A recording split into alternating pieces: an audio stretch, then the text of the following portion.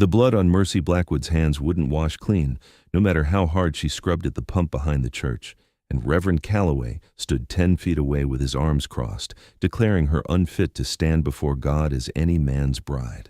The Rocky Mountain town of Redemption Springs, Colorado, 1876, wasn't much more than a collection of wooden buildings clinging to the mountainside, but it had enough self-righteous citizens to make Mercy's life a living torment. The blood wasn't hers, and it wasn't from any crime. She'd delivered Martha Henderson's baby just 2 hours before dawn, working by candlelight while the woman screamed and bled, and Mercy had saved both mother and child when Doc Peterson was 3 valleys over tending to a logging accident. But the good Reverend didn't see a healer. He saw a woman with blood under her fingernails, unmarried at 22, living alone in a cabin on the edge of town, and he'd decided she was marked by sin. "You traffic with darkness, Miss Blackwood," Reverend Calloway said, his thin face pinched with disgust. "No God-fearing man should bind himself to a woman who cuts into flesh and dabbles in the mysteries of birth and death. You are unfit for the holy sacrament of matrimony." Mercy lifted her chin, water dripping from her reddened hands. "Martha Henderson and her son are alive because of what I know. If that makes me unfit, then I'll wear the label proudly." "Pride," the Reverend spat, "the very sin that cast Lucifer from heaven. You'll find no husband in this town, girl. I'll see to that." She should have kept her mouth shut. She should have nodded and apologized and played the meek woman they all wanted her to be. But Mercy Blackwood had never been good at bending, not since her mother died, teaching her the healing arts, not since her father drank himself to death 2 winters past, leaving her alone with nothing but a cabin, her mother's medical books, and hands that knew how to stitch flesh and set bones. "I don't recall asking your permission to live my life, Reverend," she said quietly, and turned away from him, walking toward the main street with her head high, even though her heart hammered against her ribs. That was how she nearly collided with the mountain of a man leading a pack mule down the center of town. He was massive, shoulders broad enough to block out the morning sun, with dark hair hanging past his collar and a thick beard that couldn't hide the strong line of his jaw. His buckskin shirt stretched across a chest that looked carved from granite, and his arms were thick with muscle, forearms corded with strength as he held the mule's lead rope. He stopped dead when Mercy stumbled back, and his eyes met hers with an intensity that stole the breath from her lungs. Those eyes were the color of winter pine, green shot through with gray, and they took her in with one long, assessing look that made her feel naked despite her modest calico dress. "Pardon, miss," he said, his voice a deep rumble that seemed to come from somewhere in his chest. "Didn't see you there." "My fault," Mercy said quickly, stepping aside. "I wasn't watching where I was going." He didn't move on. His gaze flicked to her hands, while still damp and stained, then to her face, then past her to where Reverend Calloway stood watching with narrow eyes. "You hurt?" the stranger asked, nodding toward her hands. "No, I'm a midwife. I was helping with a birth." Something shifted in his expression, a softening around his eyes that made him look less like a force of nature and more like a man. "Baby make it?" "Both did," Mercy said, and felt the first real smile of the morning touch her lips. A boy, healthy and loud. The corner of his mouth quirked up beneath his beard. "Good hands, then?" Before she could respond, Reverend Calloway's voice cut across the space between them. "You'd do well to keep moving, stranger. That woman is not fit company for decent folk." The mountain man's entire demeanor changed in an instant. He straightened to his full height, was easily 6 feet and several inches more, and turned his head slowly toward the Reverend. The air itself seemed to grow heavier. "That's so?" His voice had gone quiet, which somehow made it more dangerous than if he'd shouted. "Seems to me a woman who saves lives is about the most decent company there is." Reverend Calloway took a step back despite himself. "She lives in sin, alone and unmarried, practicing medicine like a man. She's been warned that no proper marriage will be sanctioned for her in this town." The stranger looked back at Mercy, and she saw his jaw tighten beneath his beard. When he spoke, his words were measured and deliberate. "Well now, Reverend, seems like you might not be the only one with something to say about that." He tipped his hat to Mercy, a gesture that felt oddly formal coming from a man who looked like he'd spent years in the wildest parts of the mountains and led his mule past them toward the mercantile. Mercy watched him go, her pulse doing strange things, while Reverend Calloway made a disgusted sound and stalked back toward his church. The morning settled into its usual rhythm after that. Mercy checked on Martha Henderson and the baby, both sleeping peacefully in the small house at the edge of town. Martha's husband, William, pressed $2 silver into Mercy's palm despite her protests. "You saved them," he said simply, his eyes red-rimmed from crying. "Everything I have is yours if you need it." Mercy closed his fingers back around the coins. "Keep it for your son. I have what I need." It was a lie, but a kind one. She had enough to get by, taking payment in whatever form people could offer. Eggs, vegetables from gardens, venison, firewood. The coins she did earn went toward supplies from the mercantile and the occasional medical text ordered from Denver when the supply wagons came through. She spent the afternoon in her cabin, mixing poultices and checking her stores of dried herbs. The cabin was small but well built, set back against the tree line with a view down into the valley. Her father had chosen the location well, close enough to town to be part of the community, but far enough for privacy. Now that privacy felt more like isolation. The knock on her door just before sunset surprised her. She opened it to find the mountain man from that morning standing on her porch, his hat in his hands, looking somehow even larger in the confined space. "Miss," he said. There's his voice still that deep rumble that seemed to resonate in her bones. "Name's Garrett Stone. I was hoping you might take a look at my mule. She's favoring her back left leg, and the fellow at the livery said you're the best with animals in these parts." Mercy blinked. "I'm not a veterinarian, Mr. Stone. I work with people." "Healing's healing," he said simply, "and I'd trust you over half the animal doctors I've met. I'll pay whatever you ask." There was something in his eyes, an honesty that made her believe he wasn't here just for his mule. But she couldn't quite figure out what other reason he might have, so she nodded and grabbed her medical bag, following him down the path to where his mule stood tied to a tree. The animal was a sturdy creature, well cared for despite the rough life she clearly led. Mercy ran her hands down the back leg gently, feeling for heat or swelling, and the mule stood patiently while she worked. "There's a stone bruise on her hoof," Mercy said after examining it carefully. "Not bad, but she needs rest. Keep her off rocky ground for a few days and pack this hoof with a poultice I'll make up for you. She'll be fine." Garrett Stone nodded, watching Mercy with that intense focus that made her skin feel warm. "You live out here alone?" "I do." "That safe?" Mercy straightened, wiping her hands on her apron. "Safe as anywhere. I can handle myself, Mr. Stone." "Didn't say you couldn't." He paused, seeming to weigh his words.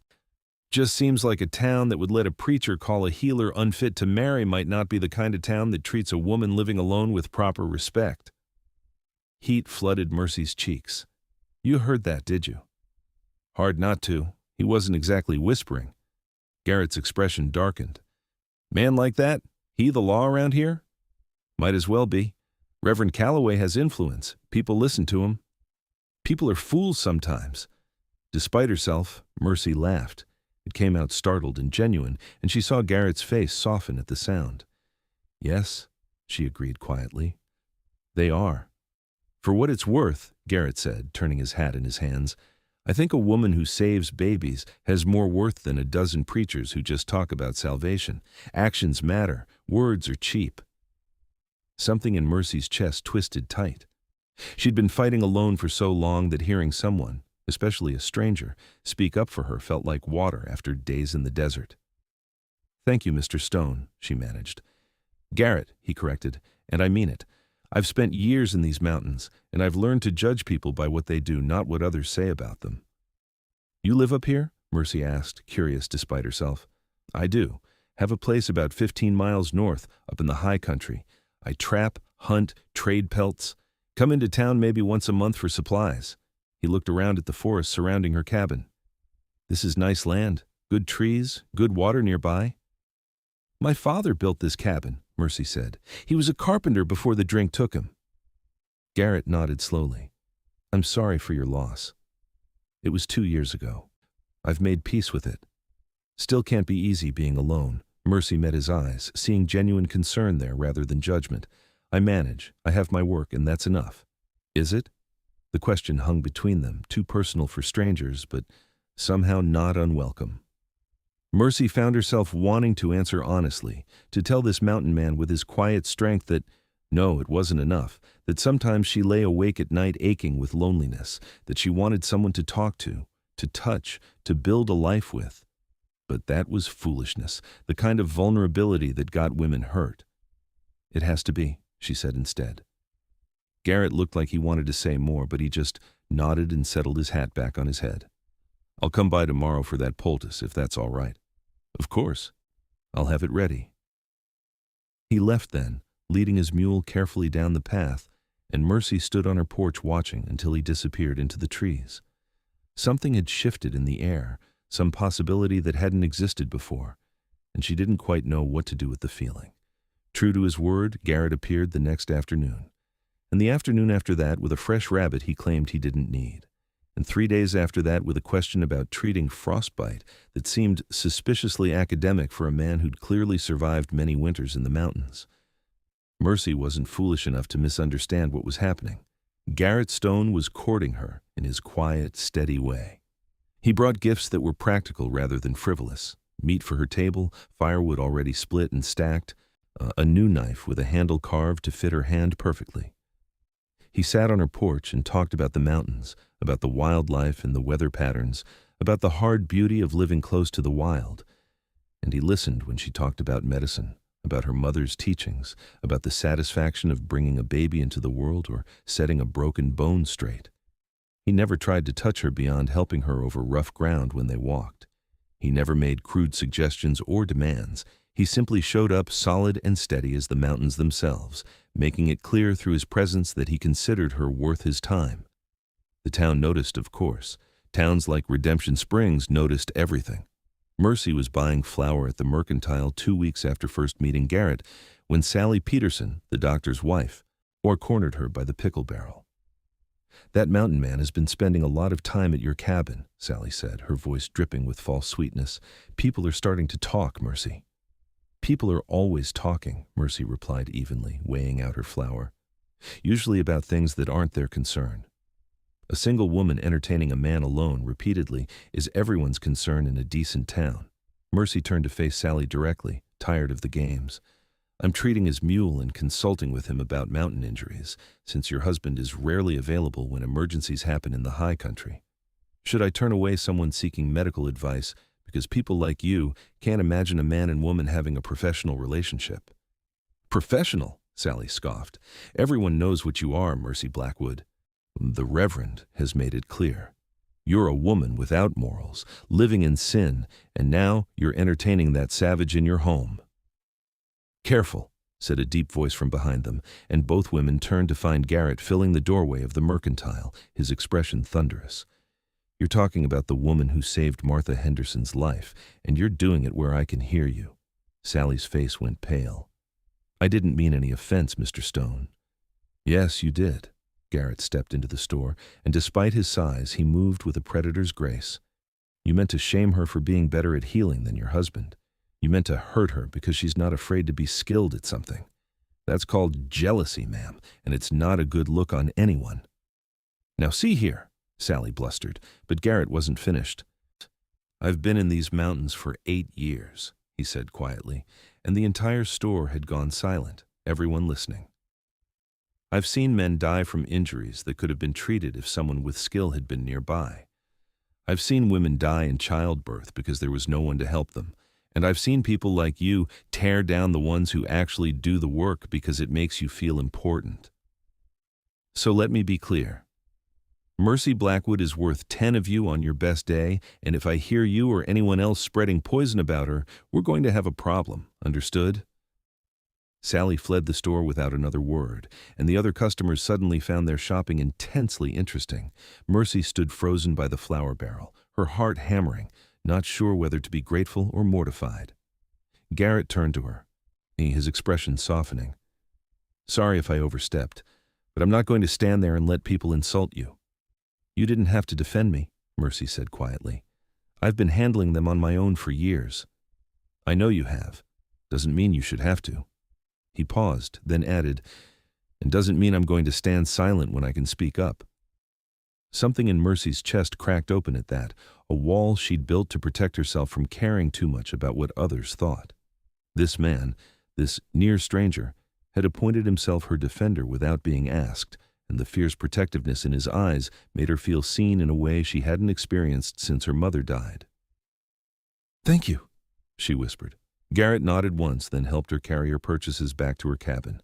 He didn't mention the confrontation again, and did just chopped wood while she put away her supplies, the steady rhythm of the axe against wood strangely soothing.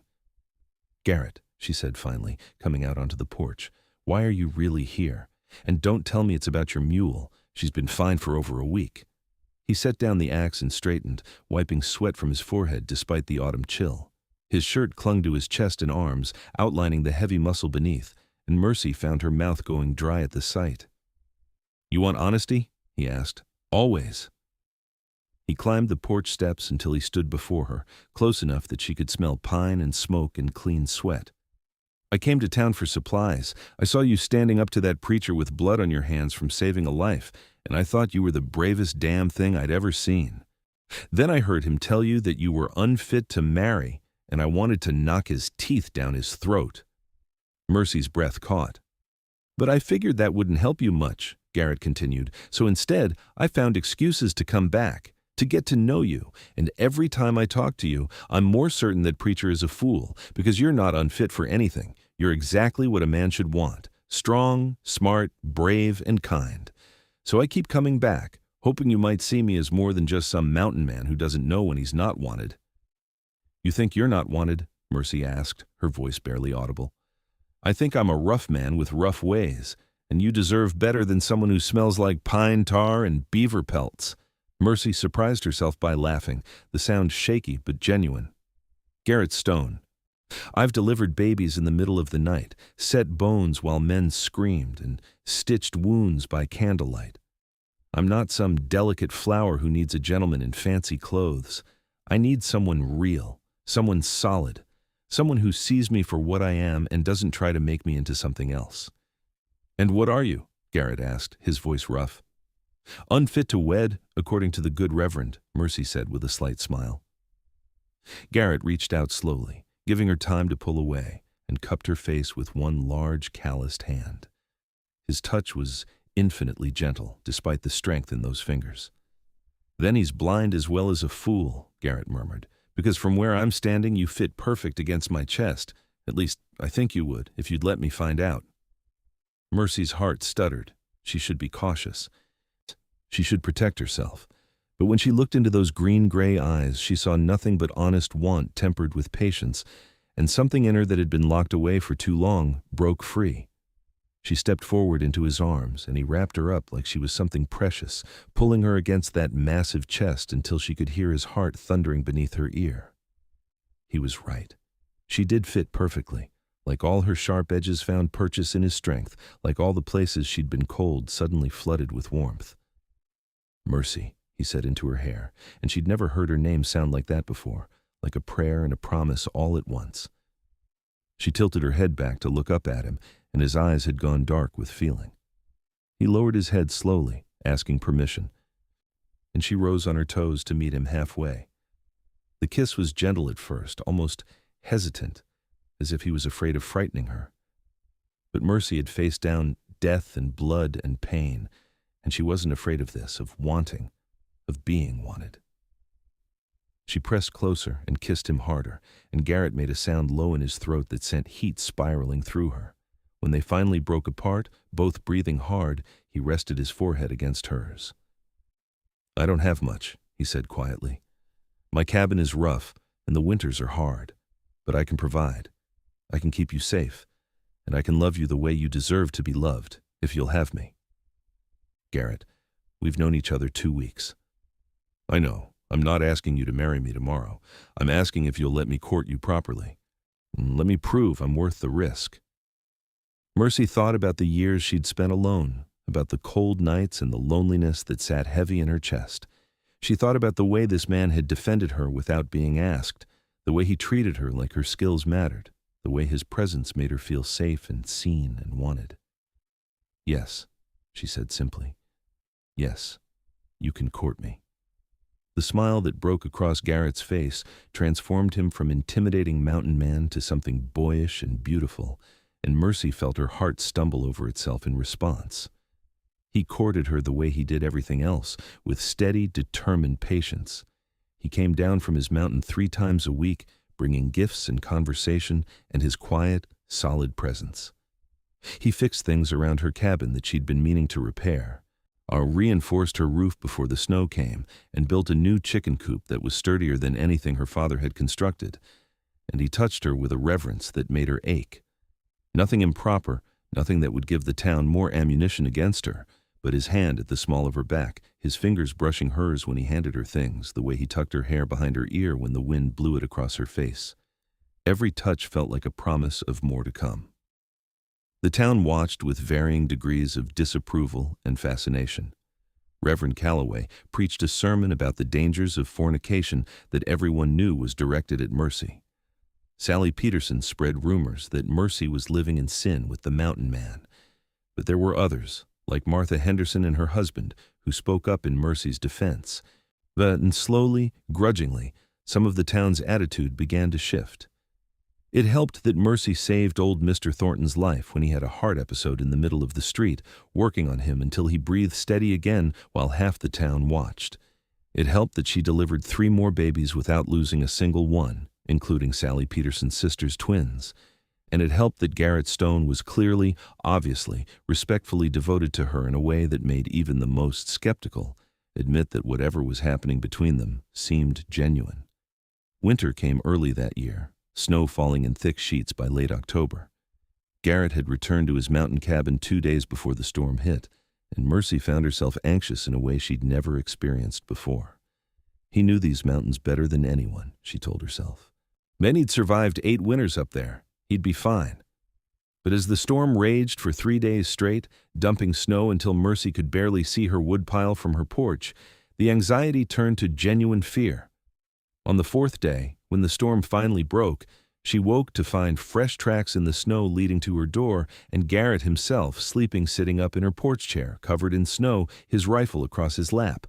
She rushed out, not even stopping to grab her shawl. "Garrett, what are you doing here? Are you hurt?" He jolted awake, snow cascading off his shoulders, his face red with cold. "You're all right," he said, his voice hoarse with relief. "Thank God." "Of course I'm all right. I'm snowed in, but fine. You're the one who looks half frozen." She hauled him inside, alarmed by how cold he felt even through his heavy coat. "How long have you been out there?"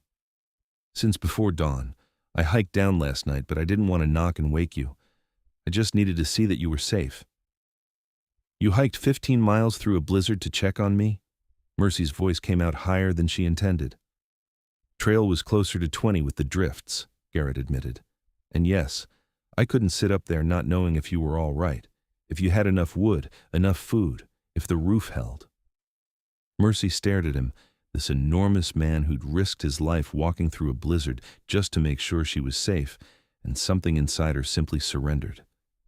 She was tired of being careful, tired of protecting herself, tired of pretending she wasn't completely, irrevocably falling in love with him. "You stubborn, wonderful fool," she said, and then she was kissing him, been tasting snow and cold and Garrett underneath it all. He made a surprised sound, but recovered quickly, pulling her close and kissing her back with a hunger that had been banked since that first kiss on her porch. His hands came up to cup her face, tilting her head so he could kiss her deeper, and Mercy felt heat flood through her despite the cold still clinging to his clothes. When they broke apart, Garrett was breathing hard, his eyes dark with want. "Mercy, I need to say something, and I need you to let me finish." She nodded, suddenly nervous. "I love you," he said simply. "I'm in love with you. I think I have been since I saw you standing up to that preacher with your head high and fire in your eyes. And I know it hasn't been long, but I've lived enough life to know when something is real. This is real. You're real. And I want to marry you properly, with witnesses and everything legal. But I know the Reverend won't perform the ceremony, and I won't have you shamed by eloping or living with me without marriage. So I'm asking, will you wait for me while I figure out how to make this right? Will you trust me to find a way?" Mercy's throat was tight with emotion. I love you too, she whispered. And yes, I'll wait. But Garrett, even if we can never marry officially, I'll still choose you. I'd rather be unfit to wed and loved by you than proper and alone. You won't be either, Garrett said fiercely.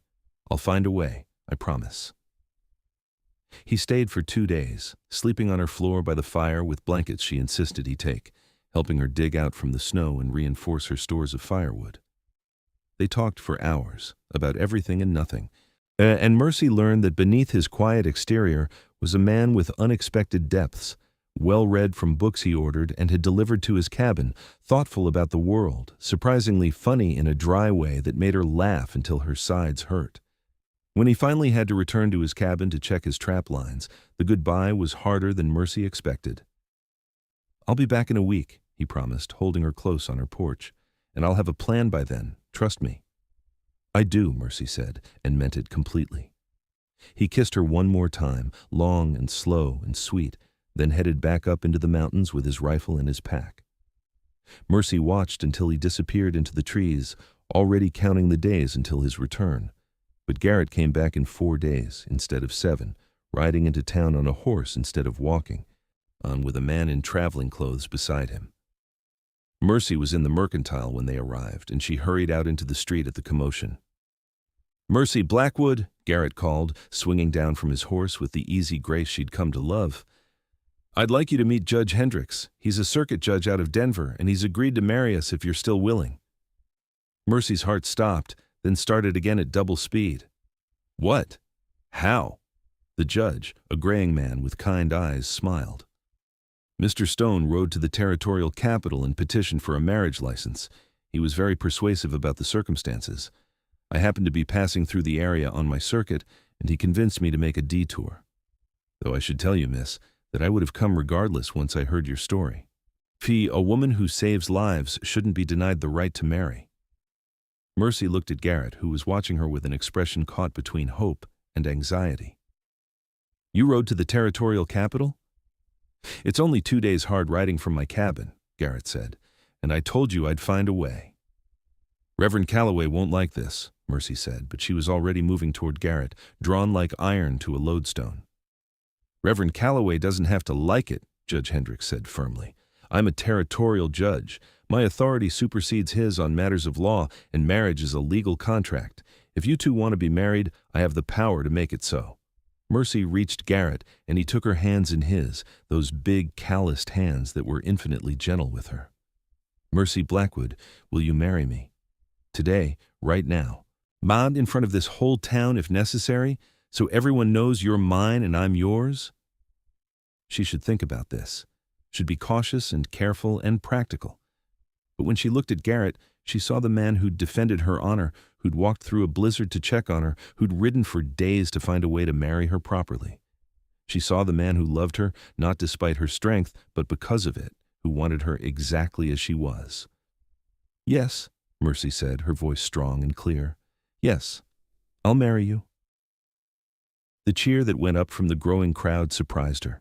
She'd expected disapproval, expected the town to turn on her even more, but Martha Henderson was there, clapping and crying. William Henderson pumped his fist in the air.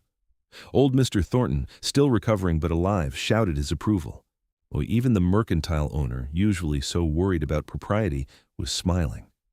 Reverend Calloway pushed through the crowd, his face purple with rage.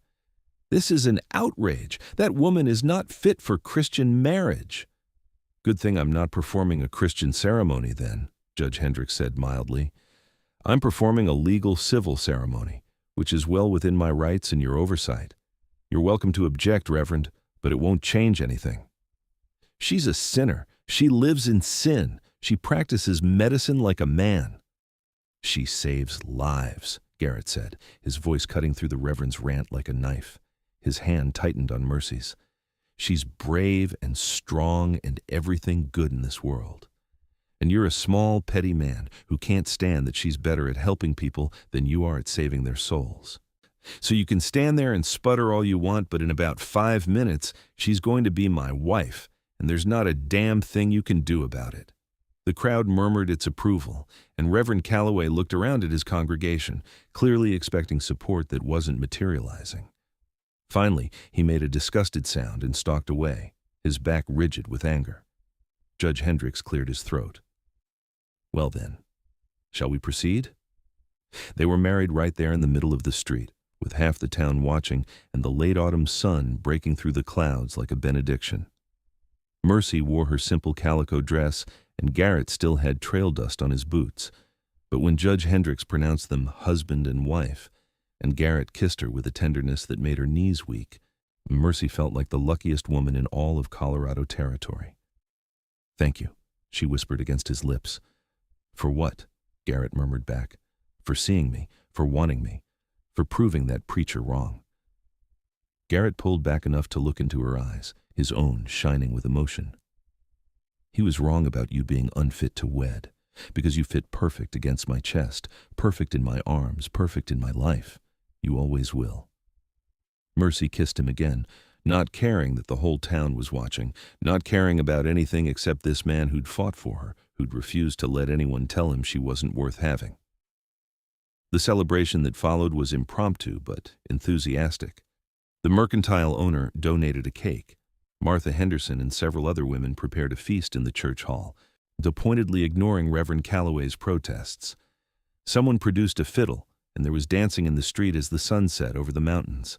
Through it all, Garrett kept Mercy close, his hand always finding hers, his eyes always tracking back to her face like he couldn't quite believe she was real.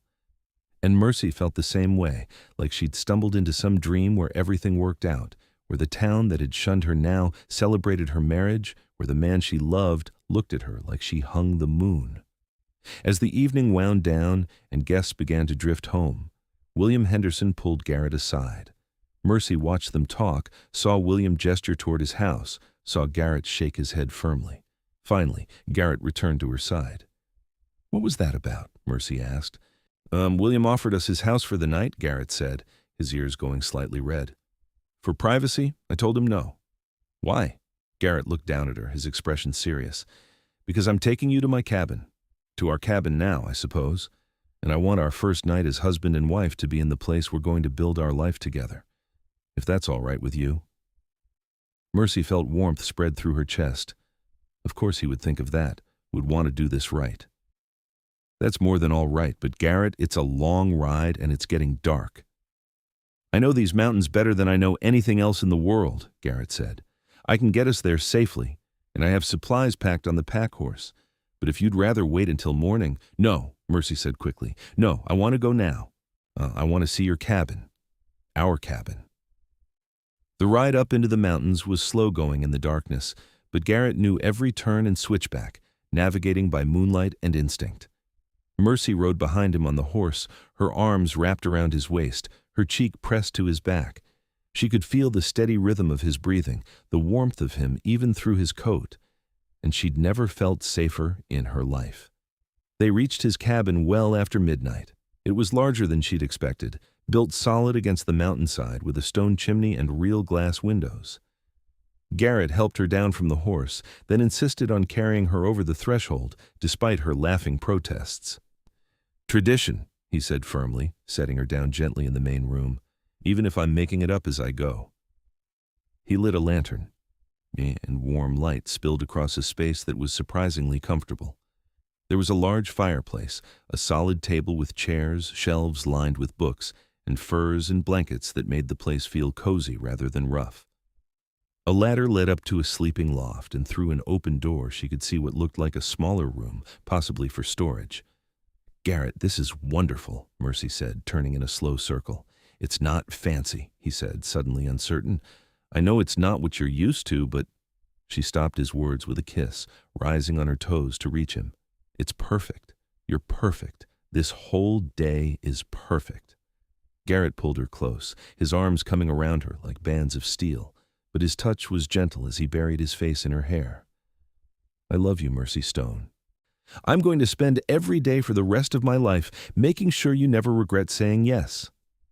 "I could never regret this," Mercy whispered. "Never." He kissed her then, deep and slow, his hands coming up to frame her face. The kiss turned heated, years of loneliness and wanting pouring out between them. Garrett broke away long enough to murmur, "Are you sure?" and Mercy answered by pulling him back down to her. They made love slowly, learning each other with reverence and building heat, and when Garrett finally joined their bodies together, Mercy felt something click into place, like the last piece of a puzzle she hadn't known was incomplete. He was gentle with her despite his size and strength, watching her face for any sign of discomfort, and when she arched against him with pleasure. The look of wonder on his face made her heart ache with love. Afterward, they lay tangled together in his big bed under the furs, Mercy's head on his chest, his hand stroking through her hair. The fire crackled in the hearth, casting dancing shadows on the walls, and outside, the wind sang through the pines. "What are you thinking?" Garrett asked quietly. "That the preacher said I was unfit to wed," Mercy murmured, "and you said I fit perfect against your chest. And you were right. I've never felt like I belonged anywhere until now." Garrett's arms tightened around her. "You belong here, with me, always." They spent the next few weeks settling into their life together. Mercy brought her belongings from her cabin in town, and they merged their lives in the high mountain cabin. It required adjustment on both sides. Garrett was used to long silences and solitude, while Mercy was used to the rhythm of town life and being needed at all hours. But they found their balance, creating routines that worked for both of them. Mercy kept her practice, making the ride down to Redemption Springs twice a week to tend to patients. Garrett built her a proper surgery room in the extra space off the main cabin, with a good table and shelves for her supplies and instruments. He rigged a pulley system so she could boil water easily for sterilization, and he made sure she had everything she needed to continue her work. Word spread that Mercy Stoney Blackwood was still available for medical emergencies, and people began making the trip up to the cabin when needed. Garrett was endlessly patient with visitors, often quietly disappearing to check his traps or chop wood when Mercy had patients, giving them privacy while still staying close enough to provide protection if needed. The first real test of their marriage came in December, when a logging accident resulted in 3 injured men being brought up to their cabin. One had a compound fracture of the leg, another had a gash across his chest that needed extensive stitching, and the third had a head injury that left him barely conscious. Mercy worked for 6 hours straight, with Garrett acting as her assistant, holding men down when she had to set bones, helping her stitch, keeping water boiling and instruments clean. He never flinched from the blood or the screams, just followed her instructions with steady hands and a calm demeanor that helped keep the injured men from panicking. When it was finally over, all 3 men stable and resting, Mercy collapsed into a chair with shaking hands. Garrett knelt in front of her, taking those trembling hands in his. "You saved them," he said quietly. "All 3 of them. You're extraordinary, Mercy." "I couldn't have done it without you," she admitted. "You were perfect. We make a good team." She looked at him, this mountain man who'd become her partner in every way, and felt overwhelming gratitude. "We really do." Winter deepened, and they found themselves snowed in for days at a time. But the isolation didn't feel lonely with Garrett there. They talked for hours by the fire, played cards, read books aloud to each other. Garrett taught Mercy to shoot with real accuracy, and she taught him more advanced medical techniques, using his knowledge of field injuries and her formal training to create a comprehensive understanding of frontier medicine. And they made love frequently, learning each other's bodies with thorough attention. Garrett was an attentive lover, patient and focused on her pleasure in a way that left Mercy breathless. His size and strength could have been intimidating, but he wielded them with such care that she never felt anything but cherished. By the time spring arrived, Mercy knew she was pregnant.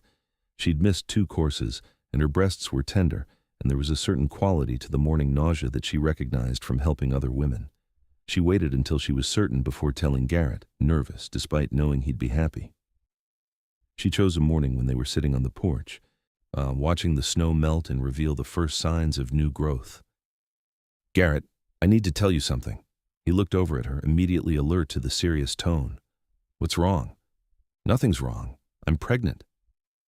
For a moment he just stared at her, his face blank with shock. Then a smile broke across his features, so bright and genuine that Mercy felt tears spring to her eyes. "Truly?"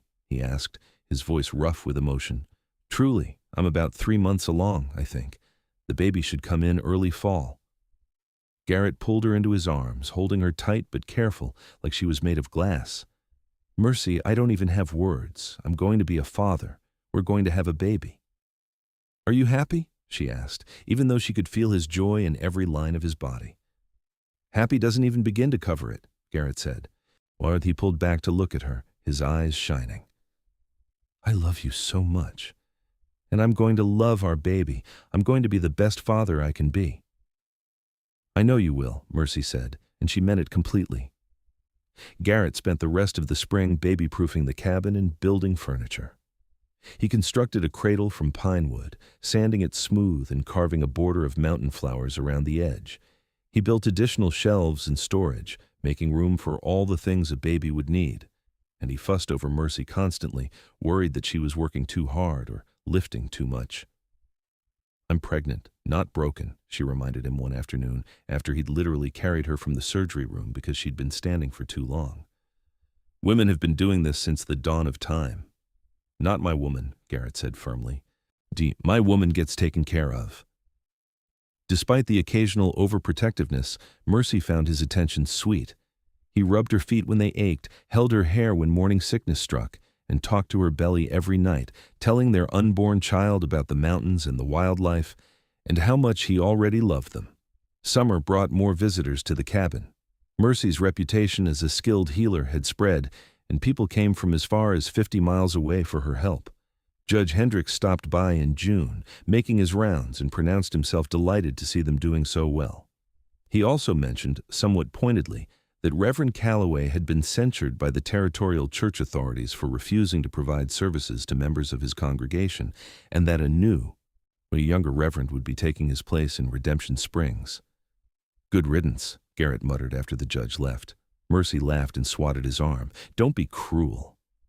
I'm not being cruel. I'm being honest. Man was poison.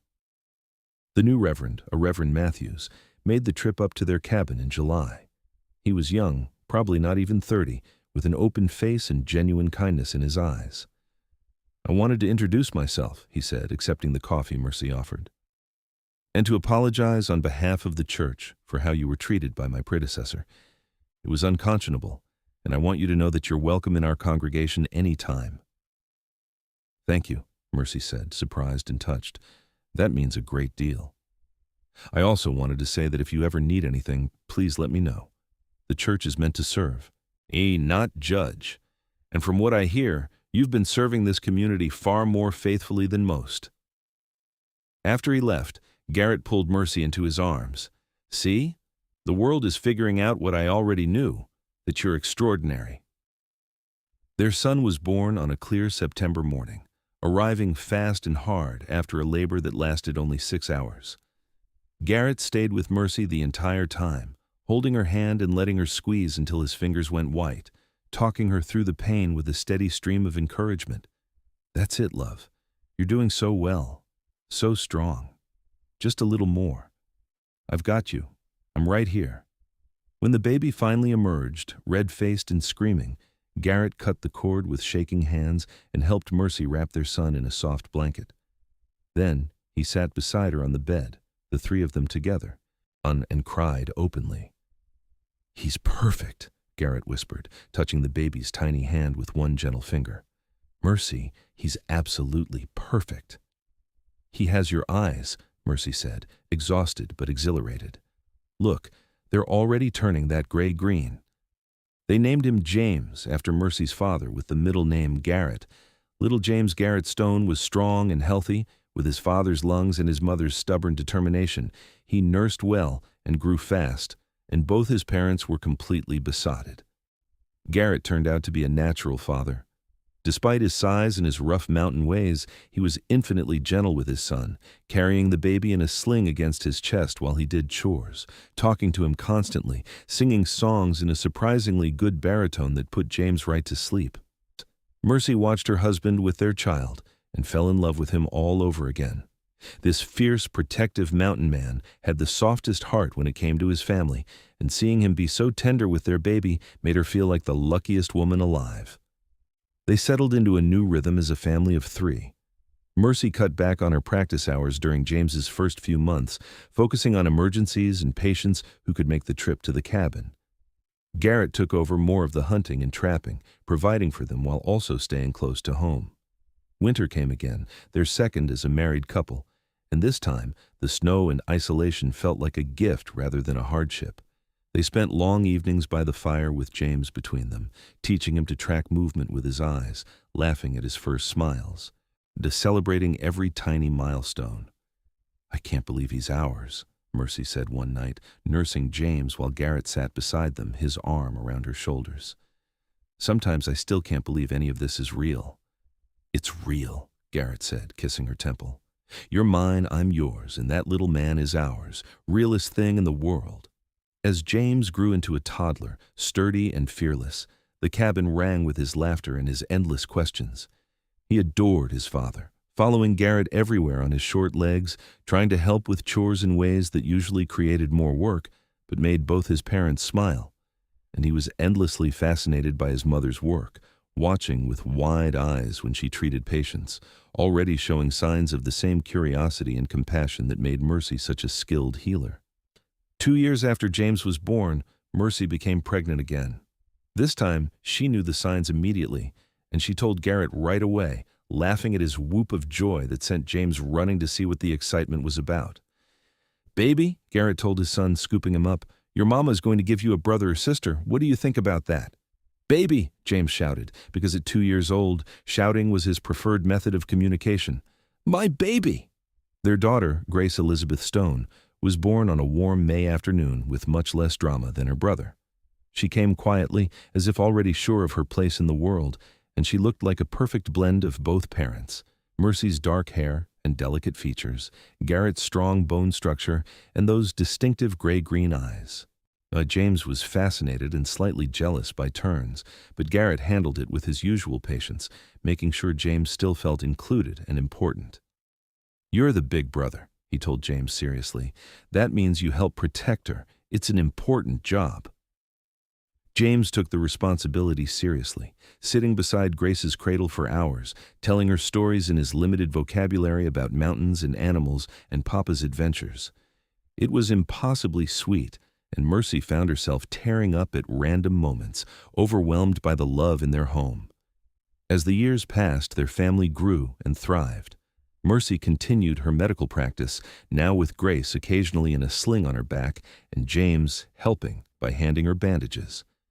Garrett expanded their cabin, adding more rooms as the children grew, building a life that was rough around the edges, but filled with love and laughter. The town of Redemption Springs continued to change. Reverend Matthews became a good friend, occasionally making the trek up the mountain for dinner and theological discussions with Garrett that surprised everyone with their depth. The community that had once shunned Mercy now sought her out, respecting her for her skills and her unwavering dedication to healing. Martha Henderson's son, the baby Mercy had delivered that fateful morning, grew into a healthy, boisterous boy who was best friends with James. The two of them ran wild through Redemption Springs on the days the Stone family came to town, getting into harmless mischief that reminded everyone of how connected they all were. On their 5th wedding anniversary, Garrett surprised Mercy by taking her to Denver. They left the children with Martha Henderson, who was happy to help, and spent 3 days in the territorial capital. Garrett bought Mercy a real wedding ring, a simple gold band that she'd never had during their hasty marriage. He slipped it on her finger in the hotel room, his hands gentle. "I know I gave you this when we married," he said, indicating the thin silver band she'd worn for 5 years. "But I wanted to give you something more, something that reflects how much you mean to me." "Garrett, you didn't have to do this," Mercy said, but she was crying as she looked at the gold gleaming on her finger. "I wanted to," he said simply. "Every day with you is a gift, Mercy. You made me believe in love, in family, in building something that lasts. And I wanted you to have something beautiful, because that's what you are. Beautiful and strong and mine." They made love that night in the hotel bed, taking their time in a way they rarely could with 2 young children in the house. Garrett was as attentive and passionate as ever, and Mercy felt grateful all over again for this man who'd fought for her, who'd refused to accept that she was unfit for anything. When they returned home, the children rushed to greet them, James chattering about everything he and his friend had done, Grace clinging to Mercy with her little arms tight around her neck. Garrett scooped both children up, one in each arm, and looked at Mercy over their heads with an expression of complete contentment. This, Mercy thought, was what happiness looked like. Not the absence of hardship or struggle, but the presence of love strong enough to weather anything. Over the next decade, they faced their share of challenges. There were harsh winters that tested their endurance, illnesses that swept through the territory, injuries and emergencies that pushed Mercy's skills to their limits. But they faced everything together, supporting each other through the hard times and celebrating the good. James grew into a tall, strong young man who loved the mountains as much as his father, but had his mother's gentle way with people. Grace became skilled in healing arts, learning from Mercy with a dedication that suggested she'd follow in her mother's footsteps. They had one more child, another boy they named Thomas, who arrived when Mercy was 35 and Garrett was 38, completing their family in a way that felt exactly right. The cabin that had started as a simple mountain dwelling became a true home, filled with the sounds of family and laughter and life. Garrett added on over the years until it was sprawling and comfortable, with room for everyone and space for Mercy's growing medical library and supplies. Mercy's reputation as a healer spread far beyond Redemption Springs. People came from across the territory for her help, and she trained several younger women in her techniques, determined to pass on what her mother had taught her. She also wrote medical papers that were published in journals back east, sharing her knowledge of frontier medicine with a wider audience.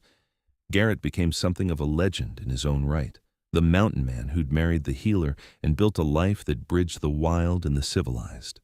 And he consulted with the territory on wildlife management, helped new settlers learn to survive in the mountains, and quietly provided for families who were struggling, never taking credit, but always showing up when needed. On their 20th anniversary, their children now grown or nearly so, they took a trip back to Redemption Springs for a celebration the town insisted on throwing. The church hall was packed with people whose lives they'd touched over the years, patients Mercy had healed, families Garrett had helped, friends they'd made through simply being decent, honest people.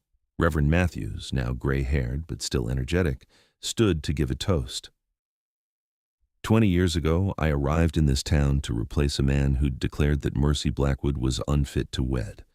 And I thank God every day that he was wrong. Yes, because the marriage between Mercy and Garrett Stone has been one of the finest examples of love and partnership I've ever witnessed. They've shown us all what it means to stand by each other, to build something lasting, and to serve others with grace and strength. To Garrett and Mercy. To Garrett and Mercy, the crowd echoed, raising glasses. Mercy looked at Garrett, who was watching her with those gray-green eyes that still made her heart skip even after 20 years. He reached out and took her hand, the gold ring on her finger catching the light. "No regrets?" he asked quietly, under the noise of the celebration. "Not a single one," Mercy said. "You were right, you know. That day you said I fit perfect against your chest. I still do." "Always will," Garrett said, and kissed her softly, not caring that half the town was watching. They returned to their mountain home that night, leaving the celebration early because neither of them had ever been comfortable being the center of attention for long. They sat on their porch, looking out at the mountains painted silver by moonlight, and Mercy leaned against Garrett's chest, fitting there as perfectly as she always had. "You know what I think about sometimes?" Mercy asked. "What's that?" "What would have happened if you hadn't been in town that day? If you hadn't defended me to the Reverend? If you hadn't decided I was worth knowing?" Garrett's arm tightened around her. "I think you would have been fine. You're the strongest person I know, Mercy. You would have survived and thrived because that's who you are." "Maybe," Mercy conceded, "but I wouldn't have been happy. Not like this. You gave me more than just love, Garrett. You gave me partnership. You gave me someone who sees me for exactly who I am and celebrates it instead of trying to change me. That's the greatest gift anyone has ever given me." "I could say the same about you," Garrett said softly.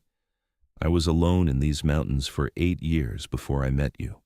Surviving, but not really living. You made me understand the difference. You made me want more than just existence. You made me want a life, a family, a future. Everything good in my world is because of you." They sat in comfortable silence for a while, watching the stars emerge one by one overhead. Mercy thought about the journey that had brought them here, from that morning with blood on her hands and judgment in the preacher's eyes, to this moment, surrounded by the life they'd built together. "The preacher said I was unfit to wed," Mercy murmured, repeating the words that had once hurt so deeply and now felt almost laughable. "And I said you fit perfect against my chest," Garrett finished. "Still true. Still will be when we're old and gray." "We're getting there already," Mercy pointed out with a laugh. Garrett was 43 now, silver threading through his dark hair, though he was still as strong as ever. And Mercy was 40, with lines at the corners of her eyes and threads of silver in her own hair. "Don't care," Garrett said. "You'll be beautiful when you're 90, and you'll still fit perfect right here." He patted his chest. Mercy turned to look up at him, this mountain man who'd become her everything, and felt love wash over her so strongly it was almost overwhelming.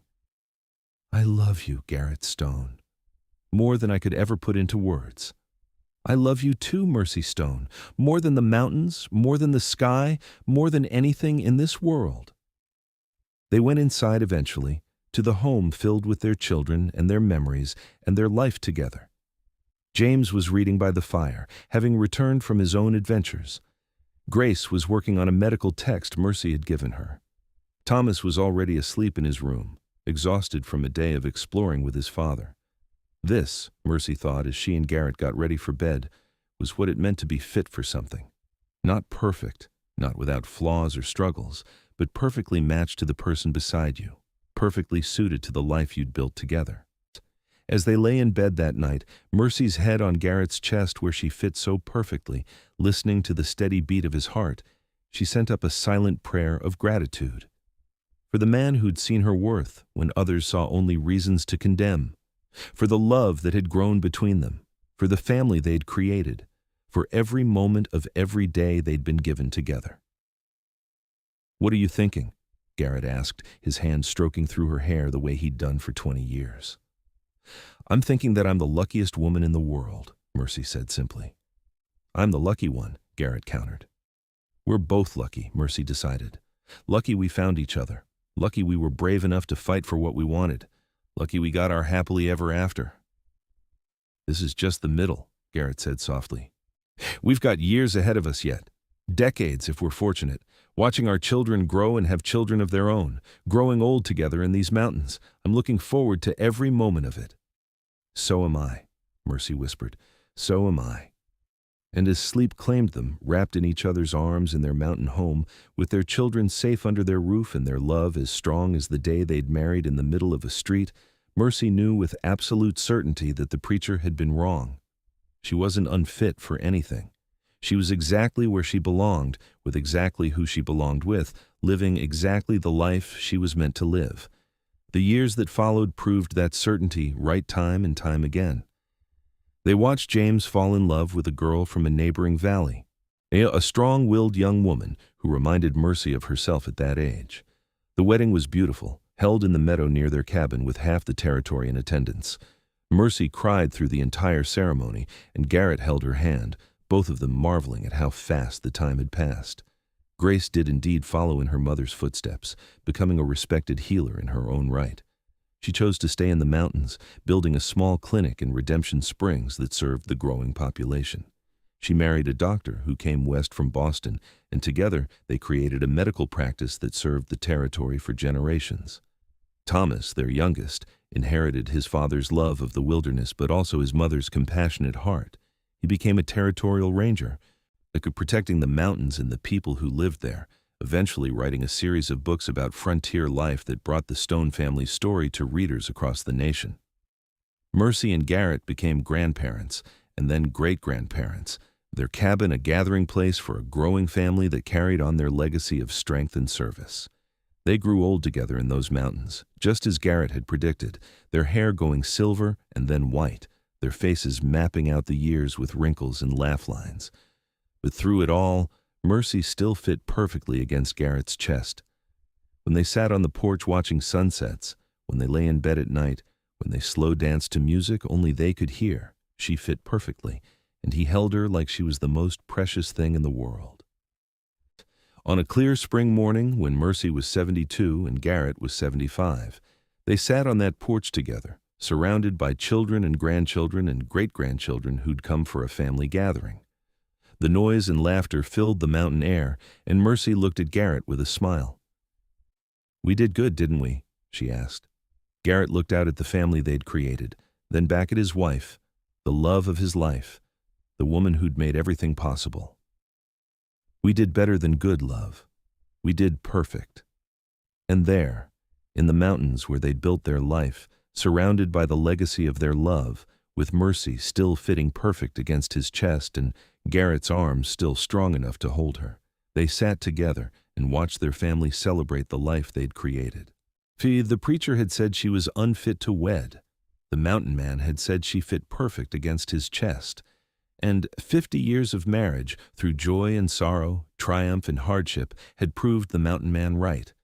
She fit perfectly, not just against his chest, but into his life, into his heart, into his soul. And he fit perfectly into hers. That perfect fit sustained them through their remaining years, through the inevitable aches and pains of aging, through the losses that came with long life. When Garrett finally passed peacefully in his sleep at 83, with Mercy beside him holding his hand, his last words were, "Still fit perfect, love. Always will." Mercy lived another 5 years, surrounded by family, still healing when she could, still teaching what she knew. When her time came, she went peacefully, like slipping into sleep, and her last thought was of Garrett waiting for her, arms open, ready to prove once again that she fit perfectly against his chest. They were buried together on the mountain they'd loved, under the pines where they'd built their life, with a simple stone that read, "Garrett and Mercy Stone." He said she fit perfect against his chest. She proved him right every day. And in the town of Redemption Springs, now a thriving city, but still carrying the heart of its frontier origins, people still told the story of the healer who was declared unfit to wed and the mountain man who'd known better. They told it to their children and their children's children, a love story that became legend, a testament to the power of seeing someone truly, of fighting for what matters, of building something that lasts. The cabin still stood decades later, maintained by descendants who understood its importance, a piece of history where visitors could stand and imagine the life that had been lived there, where they could picture a young woman with blood on her hands being defended by a mountain of a man, where they could envision a family growing and thriving against all odds, where they could understand that sometimes the world gets it wrong about who is fit for what, and it takes someone brave enough to see the truth to set things right. And on quiet spring mornings, when the light hits the mountains just right, you can almost hear it. The echo of laughter, the sound of a baby crying, the low rumble of a man's voice, telling his wife that she fits perfectly, and always will. The story of Garrett and Mercy Stone lived on, a reminder that love, true love, doesn't care about declarations of fitness or propriety. It simply exists, strong and steady as the mountains themselves, fitting together perfectly and creating something beautiful that lasts long after the lovers themselves are gone. Their great-great-grandchildren still walked those mountains, carrying forward the legacy of healing and strength and seeing people for who they truly are, rather than what others say they should be. The medical practices Grace had started continued, the books Thomas had written were still read, and James's children continued to work the land with the same dedication their grandfather had shown. And every single one of them knew the story, passed down through generations, of how it all started with a preacher who was wrong and a mountain man who was right. And a love that proved perfect doesn't mean without flaws. It means perfectly suited to each other, fitting together in all the ways that matter, building a life that echoes through time as a testament to what love can create when given the chance to flourish. The end of their earthly story was just the beginning of their legacy. And that legacy lived on in every life saved by their descendants, in every act of courage and compassion, in every person who looked at someone the world had declared unfit and said, "I see you differently." In every moment someone chose to stand up for what was right rather than what was easy, the spirit of Garrett and Mercy lived on. And somewhere in the mountains, where the wind sings through the pines and the stars shine bright in the clear night sky, if you listen carefully, Either you might just hear the echo of a mountain man's voice saying, "She fits perfect against my chest," and a healer's answering laugh, joyful and free, agreeing with every fiber of her being. Because in the end, that's what their story was about. Finding where you fit, finding who sees you truly, and building something beautiful together that lasts forever. That was their happily ever after, and it was exactly perfect.